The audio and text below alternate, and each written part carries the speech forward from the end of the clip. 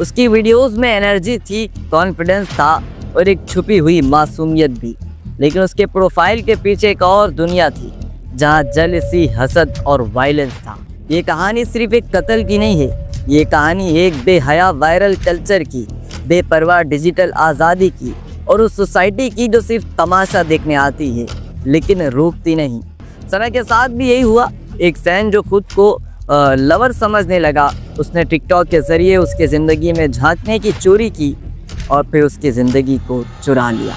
दोस्तों, हर रोज़ social media पर नए चेहरे उभरते हैं, नए कंटेंट क्रिएटर्स, नए इन्फ्लुएंसर, लेकिन कभी कभी एक मुस्कुराता चेहरा हमें चुपके से उदास कर जाता है। आज हम बात करेंगे कि ऐसे ही चेहरे की, सना यूसुफ, एक टिकटॉकर स्टार, एक नौजवान लड़की जिसके कत्ल ने सिर्फ उसके घर वालों का नहीं बल्कि पूरी सोसाइटी का दिल तोड़ दिया। ये कहानी सिर्फ एक कत्ल की नहीं है, ये कहानी एक बेहया वायरल कल्चर की, बेपरवाह डिजिटल आज़ादी की और उस सोसाइटी की जो सिर्फ तमाशा देखने आती है लेकिन रोकती नहीं। सना यूसुफ एक एक्टिव टिकटॉकर, कंटेंट क्रिएटर थी। फैशन, लाइफस्टाइल और ट्रेंडिंग वीडियोस के ज़रिए उसने एक अच्छा फैन बेस बनाया था। उसकी वीडियोस में एनर्जी थी, कॉन्फिडेंस था और एक छुपी हुई मासूमियत भी। लेकिन उसके प्रोफाइल के पीछे एक और दुनिया थी जहां जेलसी, हसद और वायलेंस था। सना का कत्ल सन 2025 के बीच में इस्लामाबाद के एक अपार्टमेंट में हुआ। पुलिस के मुताबिक सना अपने फ्लैट में थी जब उसके फ्रेंड ने उसे मिलने के बहाने से अंदर बुलाया। उस वक्त घर में और कोई नहीं था। सीसीटीवी फुटेज में एक शख्स दिखाया गया जो फ्लैट में घुसता है और कुछ देर बाद भागता है। जब पुलिस ने इन्वेस्टिगेशन किया तो मालूम हुआ कि ये शख्स मोहम्मद मोहसिन है, सना का जानने वाला जो उसका पीछा कर रहा था कई महीनों से। मोहसिन सना का फैन बना हुआ था। उसको लगता था कि वो सना से क्लोज हो गया है, लेकिन जब सना ने अपने कंटेंट में उसका जिक्र बंद कर दिया, उसने मिलना कम कर दिया, तो मोहसिन ने इस बात को अपनी बेइज्जती समझा। उसने सोचा कि अगर वो सना का करियर और ज़िंदगी ख़त्म कर दे तो उसके इमोशंस का बदला मिल जाएगा। ये सिर्फ आशिक का जुनून नहीं था, ये डिजिटल हसद का कैंसर था। पुलिस ने मोहब्बत के इस जुनूनी कातिल को 20 घंटे के अंदर ट्रेस करके गिरफ्तार कर लिया। इसके पास से सना का मोबाइल, एक वेपन और कुछ पर्सनल चीज़ें मिली।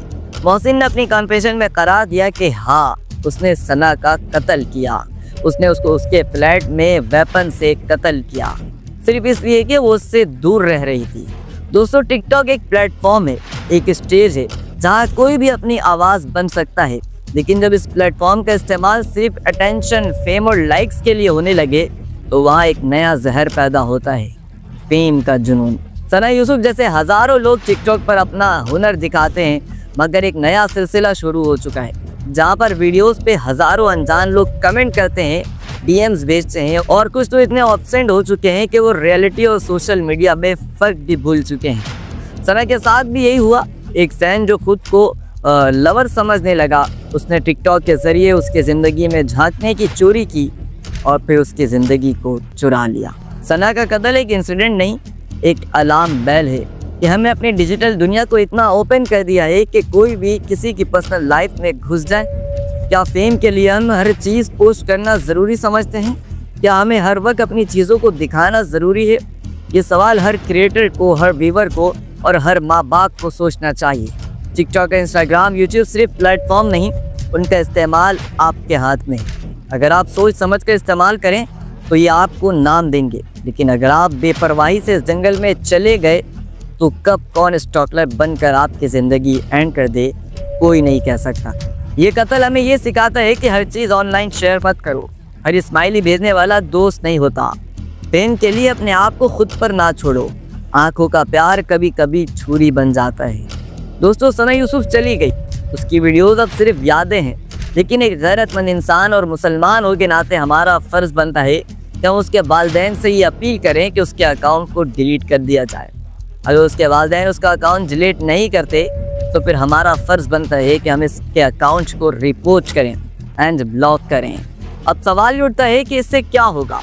तो जवाब ये है कि जब एक इंसान मर जाता है तो उसके ज़रिए से जो गुनाह होता है और ऐसा काम जो उसके मरने के बाद भी उसकी वजह से लोग उस गुनाह में मुलव्विस होते रहें, तो उसका गुनाह उस मरने वाले को ज़रूर होता है। तो अगर आप चाहते हैं कि सना यूसुफ को गुनाह कम से कम मिले तो उसके अकाउंट्स को डिलीट करने का ट्रेंड चलाएं और हर प्लेटफॉर्म पर लिखें #delete सना यूसुफ अकाउंट्स। अगर आप भी किसी क्रिएटर को देखें जिसके साथ हैरेसमेंट हो रही हो, उसका साथ दो। अगर आप खुद क्रिएटर हो तो अपनी सेफ्टी सबसे पहले रखो, और अगर आप सिर्फ व्यूअर हो तो याद रखो कि स्क्रीन के उस पार भी एक जिंदा इंसान होता है। सना का कत्ल एक स्टोरी नहीं है, ये हमारी आंखें खोलने वाला सच है।